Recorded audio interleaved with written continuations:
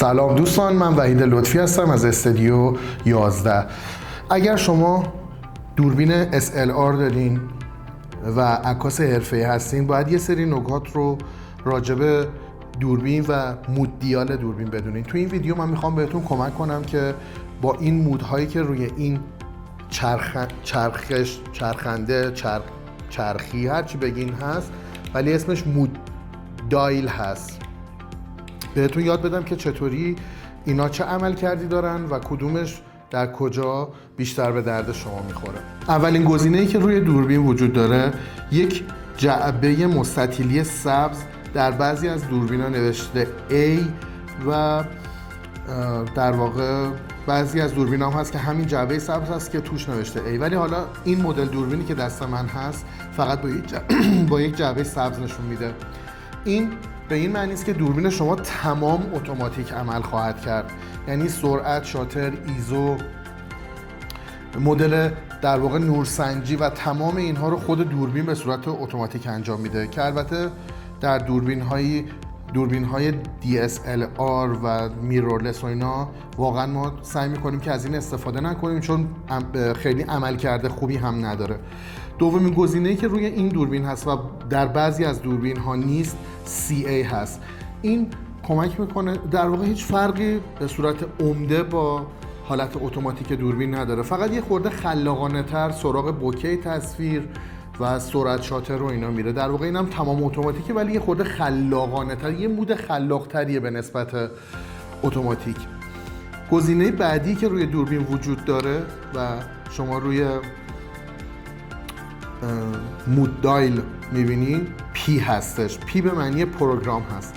در این وضعیت که میذارین دوربین رو، سرعت و شاتر رو دوربین اتوماتیک تنظیم میکنه و شما میتونین تنظیمات دیگه‌ای مثل ایزو و در واقع تنظیمات دیگه‌ای که میمونه رو شما خودتون میتونین تنظیم کنین.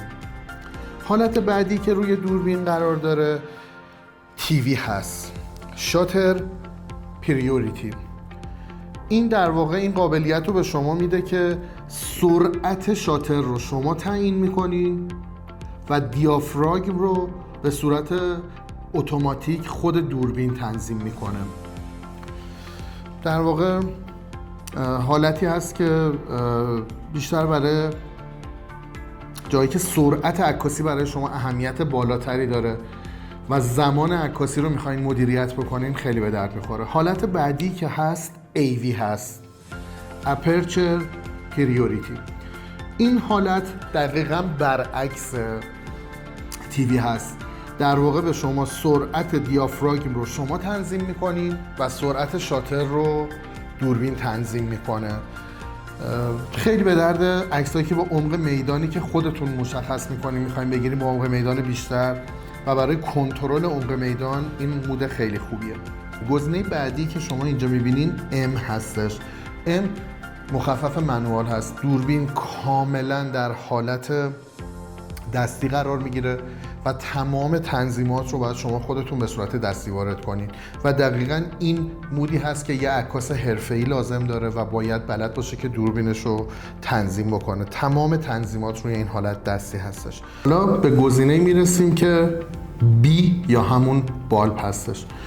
این به اون معناست که شما تا زمانی که دستتون روی دکمه شاتر هست، پرده شاتر بالا میمونه و نوردهی ادامه داره. این خیلی برای عکسایی که برای در واقع عکاسی در شب، رد نور، عکاسی نجوم، اینا خیلی استفاده میشه. و 3 تا گزینه دیگه معمولا در دوربین‌های حرفه‌ای هست که C1، C2 و C3. اینا 3 تا کانال هستن که شما میتونین تعریف کنین برای مودهای مختلفی که خودتون تنظیم میکنین به صورت دستی و میخواین به عنوان پریست توی سیستمتون، توی دوربین بمونه.